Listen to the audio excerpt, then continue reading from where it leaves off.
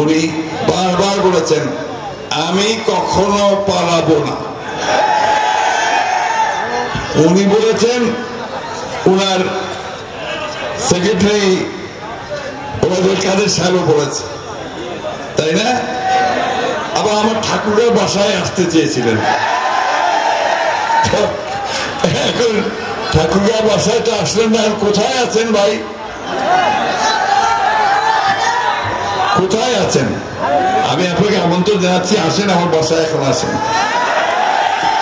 বন্ধুগণ, ব্যক্তিগত ভাবে কোনো কথা বলতে চাই না, বলিনি কোনোদিন। আমি গণতন্ত্রে বিশ্বাস করি।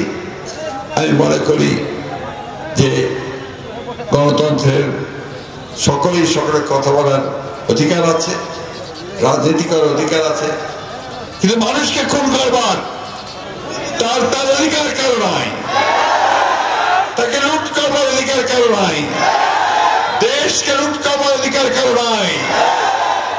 আমার প্রায় 700 নেতা কর্মী ভাইকে গুম করে দিয়েছে। কয়েকদিন আগে দেখলেন যে আয়নাঘর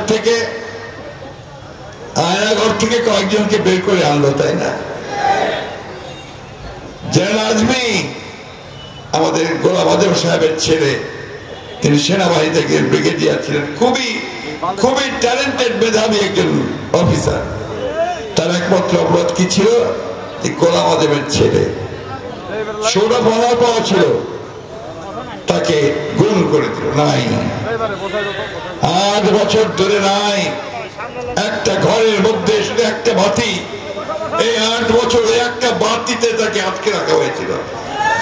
তার চুল কাটে নাই, দাড়ি কাটে নাই, চুলগুলো হয়েছিল এত বড়, দাড়ি এত বড়, নখ এত বড়। উনি বারবার কাটতেন আর কাটতেন, তার তোয়ালেটা ভিজে সে বলছে যে সমুদ্র হয়ে যাবে কাঁদতে কাঁদতে। চিন্তা করতে পারেন, একজন ব্রিগেডিয়ার সৌরভ অনার, তাকে বিনা কারণে 8 বছর ধরে আটকে রাখা হয়েছিল। এরকম অসংখ্য ভালো মানুষদেরকে তাদেরকে সেখানে আটকে রাখা হয়েছে, কাউকে মেরে ফেলা হয়েছে, কাউকে হত্যা করা হয়েছে। নাম হচ্ছে আয়না ঘর, শুনছেন না? কি শাসন ব্যবস্থা! আমার দেশের মানুষ, আমার দেশের শাসক, তাও শেখ মুজিবের কন্যা, এত নির্মম, এত নিষ্ঠুর কি করে হতে পারে? কল্পনাও করা যায় না বন্ধু। তাই হয়েছে, তাই তারা করেছে। আপনাদের লুইয়াতে ছোটখাটো ঘটনা নিয়ে আপনার একটা কত তারিখে জানা, 3 সেপ্টেম্বরে এখানে একটা গোলমাল হলো ছাত্রলীগের সঙ্গে, তাই না? মুহূর্তের মধ্যে তারা সে সমস্ত অফিস তৈরি ভেঙে দিল। তারপরে মামলা দিল অনেকের উপরে, আমাদের আনসারুলের মাথা ফাটিয়ে দিল, অনেকের মাথা ফাটিয়ে দিল এমন ভাবে যে জীবন মৃত্যুর টানাটানি হবে, মোটর সাইকেল পুড়িয়ে দিল অনেকে। তারপরে মিথ্যা মামলা দিয়ে উঠে তাদেরকে জেলেও দিয়ে দিল। এই ভদ্রলোক আসার পরে আমরা আগে ঠাকুরকে রাজনৈতিক কারণে মামলা মোকদ্দমা চিনতাম না।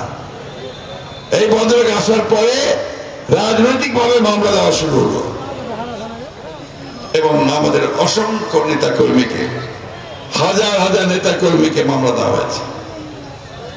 এখনো তারা কোর্টে যান, এখনো তারা সেই আদালতে তার জামিন নিয়ে কাজ করতে। বন্ধুগণ, এটা আমি একটু ঘটনা বললাম। এখন আল্লাহর অশেষ রহমতে আমাদের ছাত্র ভাইদের বিশাল আন্দোলনে, উত্তাল তরঙ্গের মতো যে আন্দোলন, জনতার যে আন্দোলন, সেই আন্দোলনে শেখ হাসিনা ভেসে গেল। ভেসে গেল সমস্ত আওয়ামী লীগের সেই সমস্ত যারা আপনার লুট করেছে, যারা হত্যা করেছে, গুম করেছে, সেই সমস্ত নেতৃবৃন্দ, তাই না? বাইরে এই বাবা একটু প্লিজ, আমি তো একটু বুড়া মানুষ, তো স্লোগান কম দিতে পারি প্লিজ। এখন সমস্যা হচ্ছে আমাদের সারা জীবনে চলে গেল, আমাদের বয়স শেষ। এই তরুণরা, যুবকেরা যারা তোমরা আন্দোলন করে মুক্ত করলে এই দেশ দ্বিতীয়বারের মতো, তাদের সামনে এখন অনেক অনেক অনেক দায়িত্ব। এই দেশকে তোমাদের তৈরি করতে হবে, এই দেশকে গঠন করতে হবে। এখনো মুক্ত হয়নি, এখনো ষড়যন্ত্র চলছে, এখনো শেখ হাসিনা ভারতে পালিয়ে গিয়ে সেইখান থেকে চক্রান্ত করছে। বন্ধুরা, বারবার করে থ্রেট দিচ্ছে, হুমকি দিচ্ছে। শুধু তাই না, তারা ভারতকে ব্যবহার করা শুরু করেছে। ভারতের যে সমস্ত মিডিয়া আছে তাদের কি করছে, কি হয়েছে যে বাংলাদেশে মাইনরিটির উপরে জুলুম করা হচ্ছে। আমাদের এই যে মনোরঞ্জন দা, সত্যবাবু আপনাদের সঙ্গে কথা বলে গেলেন, তাই না? 5 তারিখে কিছু কিছু বিচ্ছিন্ন ঘটনা ঘটেছে, কিন্তু সেই ঘটনাগুলো কখনোই সাম্প্রদায়িক নয়, সেই ঘটনা কখনোই ধর্মীয় নয়, সেগুলো হচ্ছে রাজনৈতিক। রাজনীতির কারণে একজন মুসলমানও ক্ষতিগ্রস্ত হতে পারে, রাজনৈতিক কারণে একজন হিন্দু ভাইও ক্ষতিগ্রস্ত হতে পারে। আমরা একেবারে গ্যারান্টি দিয়ে বলতে পারি বাংলাদেশে মানুষ কখনো সাম্প্রদায়িক নয়। বাংলাদেশে কখনো হিন্দু মুসলমানের রায়ট হয় নাই, কিন্তু ভারতে অসংখ্যবার রায়ট হয়েছে, এখনো হচ্ছে, ঠিক না?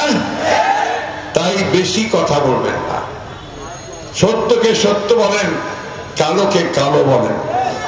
আমি খুব সংক্ষেপে বলতে চাই, আমাদের যে এখন নতুন যে সংগ্রাম, এই সংগ্রাম হচ্ছে আমরা যে বিজয় অর্জন করলাম, এই বিজয়টাকে সুসংহত করতে হবে।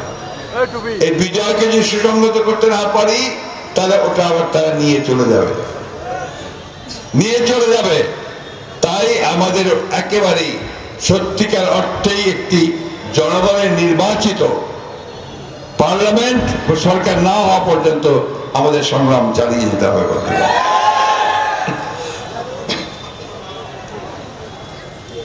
আমরা নতুন একটা অন্তর্বর্তীকালীন সরকার তৈরি হয়েছে, তাই না?